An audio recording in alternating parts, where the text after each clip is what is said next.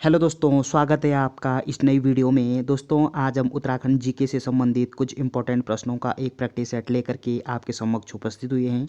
तो बिना देरी किए इन इंपॉर्टेंट सवालों को शुरू करते हैं। इससे पहले यदि आपने चैनल को सब्सक्राइब नहीं किया है तो चैनल को सब्सक्राइब करके बेल आइकन को प्रेस कर दें ताकि लेटेस्ट वीडियो की नोटिफिकेशन आप तक जल्दी पहुँच सके। तो चलिए शुरू करते हैं। इस वीडियो का पहला प्रश्न है, अंग्रेजों ने कंपेनियन ऑफ इंडिया की उपाधि से सम्मानित किया। तो कंपेनियन ऑफ इंडिया की उपाधि अंग्रेजों ने किसको दी थी? आपका आंसर होगा कीर्ति शाह को। ऑप्शन सी आपका सही आंसर दिया गया है। अगला प्रश्न है, गढ़वाली नामक समाचार पत्र देहरादून से किस वर्ष शुरू किया गया था? तो गढ़वाली नामक जो समाचार पत्र है ये कहाँ से प्रकाशित हुआ? देहरादून से। और इस गढ़वाली नामक समाचार पत्र का प्रकाशन किस वर्ष हुआ है? आपका आंसर होगा 1905 में।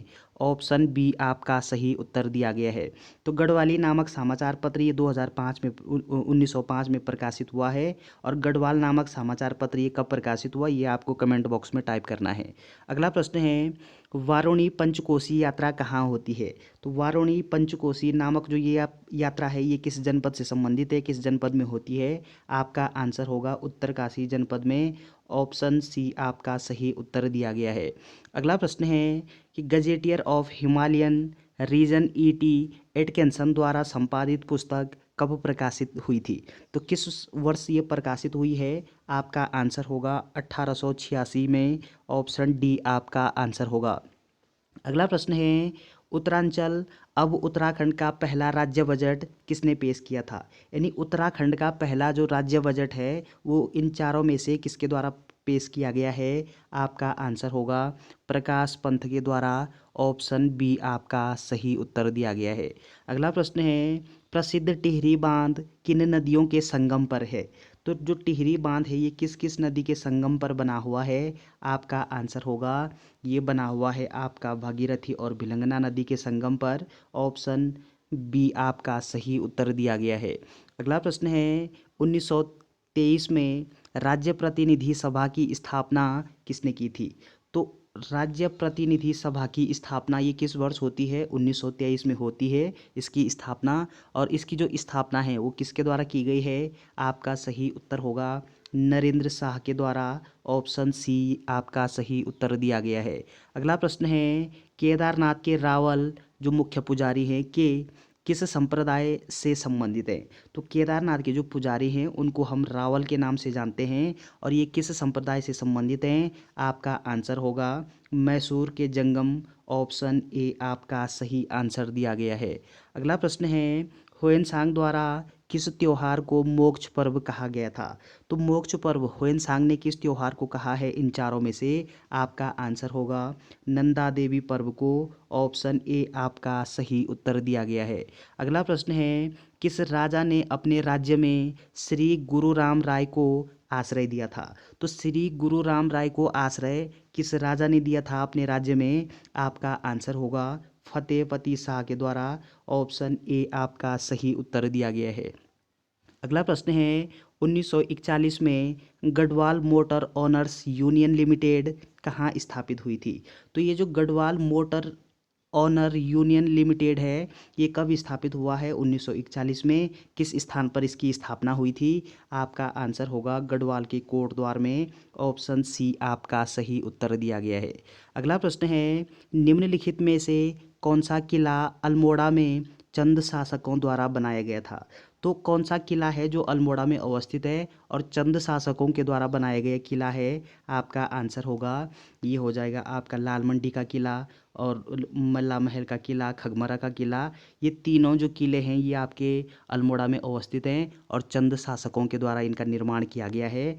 ऑप्शन डी आपका सही उत्तर होगा उपरोक्त सभी। चलिए अगला प्रश्न है, निम्नलिखित में से कौन सी नदी गर्म पानी के झरने से निकलती है? तो वह कौन सी नदी है जो गर्म पानी के झरने से निकलती है? आपका आंसर होगा यमुना नदी। ऑप्शन बी आपका सही उत्तर दिया गया है। तो सूर्यकुंड कहाँ पे अवस्थित है? यमुनोत्री में सूर्य कुंड है, गर्म पानी का सूर्य कुंड। और ये आप ऑप्शन बी यमुना नदी आपका सही उत्तर हो जाएगा। अगला प्रश्न है, उत्तराखंड में बीज बचाओ आंदोलन की पितामह हैं। तो बीज बचाओ बचाओ आंदोलन ये किससे संबंधित है? आपका सही उत्तर होगा विजय जरधारी। ऑप्शन बी आपका सही उत्तर दिया गया है।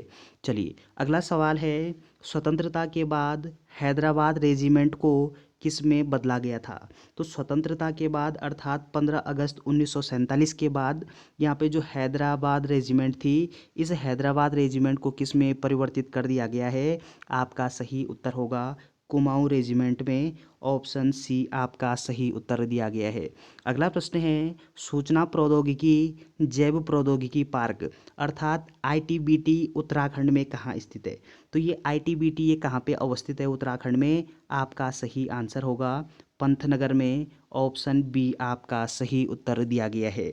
चलिए अगला प्रश्न है, टिहरी गढ़वाल में नवनिर्मित डोबरा चांठी पुल की लंबाई है। तो टिहरी गढ़वाल में डोबरा चांठी पुल कहाँ पे है? टिहरी गढ़वाल में है। और इसकी जो लंबाई है वो कितनी होनी चाहिए आपके अनुसार? आपका आंसर होगा 440 मीटर। ऑप्शन बी आपका सही उत्तर दिया गया है।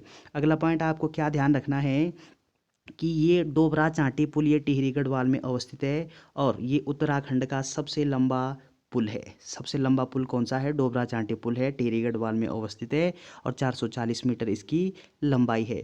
अगला प्रश्न है, गढ़वाल राइफल ने अपनी स्थापना के 125 वर्ष कब पूरे किए? तो 125 वर्ष गढ़वाल राइफल ने अपनी स्थापना के कब पूरे किए हैं? किस वर्ष पूरे हुए हैं? आपका सही उत्तर होगा ये हुआ है 2012 में। ऑप्शन डी आपका सही उत्तर दिया गया है। अगला प्रश्न है कि पोली एंट्री इन द हिमालयाज के लेखक हैं। तो ये जो पुस्तक है ये किसके द्वारा लिखी गई है? पोली एंट्री इन द हिमालयाज नामक पुस्तक आपका आंसर होगा। ये पुस्तक लिखी गई है YS परमार जी के द्वारा। ऑप्शन ए आपका सही उत्तर दिया गया है। अगला प्रश्न है, उत्तराखंड में किस नदी पर किसाऊ बांध का निर्माण किया जा रहा है? तो किसाऊ बांध ये किस नदी पर बना हुआ बांध है? आपका आंसर होगा किसाऊ बांध ये टोंस नदी पर निर्मित एक बांध है। ऑप्शन ए आपका सही उत्तर दिया गया है। अगला प्रश्न है, चाइना पीक किस जिले में स्थित है? तो चाइना पीक इंपॉर्टेंट सवाल है आपके लिए। चाइना पीक किस जनपद में अवस्थित है? आपका आंसर होगा नैनीताल जनपद में। ऑप्शन डी आपका सही उत्तर दिया गया है। अगला पॉइंट क्या ध्यान रखना है नैनीताल से संबंधित कि हमारा उच्च न्यायालय कहाँ पे अवस्थित है? नैनीताल में अवस्थित है। और हमारा न्यायालय जिस भवन में अवस्थित है उस भवन का निर्माण किसके द्वारा करवाया गया है? आपका आंसर होगा सर संटोनी मैकडोनाल्ड के द्वारा। किसके द्वारा? सर संटोनी मैकडोनाल्ड के द्वारा इसका निर्माण किया गया है। और अल्मोड़ा में कटारमल का सूर्य मंदिर कहाँ पे अवस्थित है? अल्मोड़ा में। चमोली यहाँ पे फूलों की घाटी है। उत्तरकाशी में आपका गंगोत्री राष्ट्रीय उद्यान है। चलिए अगला प्रश्न है, निम्न में से अल्मोड़ा का प्रसिद्ध मेला कौन सा है? तो अल्मोड़ा का प्रसिद्ध मेला कौन सा है इन चारों में से जो अल्मोड़ा में आयोजित होता है? आपका सही उत्तर होगा ये हो जाएगा आपका नंदा देवी मेला। तो नंदा देवी मेला ये कहाँ पे आयोजित होता है? अल्मोड़ा में। आप और नंदा देवी जो राष्ट्रीय उद्यान है वो आपका कहाँ पे हो जाएगा? चमोली में। लेकिन नंदा देवी जो मेला है ये आपके अल्मोड़ा में आयोजित होता है। ऑप्शन ए आपका सही आंसर दिया गया है। अगला प्रश्न है, हिल जात्रा त्योहार किस जिले में मनाया जाता है? तो हिल जात्रा या हिज जात्रा ये किस से संबंधित है? किस जनपद से संबंधित है? आपका सही आंसर होगा पिथौरागढ़ से। ऑप्शन ए आपका सही उत्तर दिया गया है। अगला प्रश्न है, विवेकानंद पर्वतीय कृषि अनुसंधानशाला कहाँ स्थित है?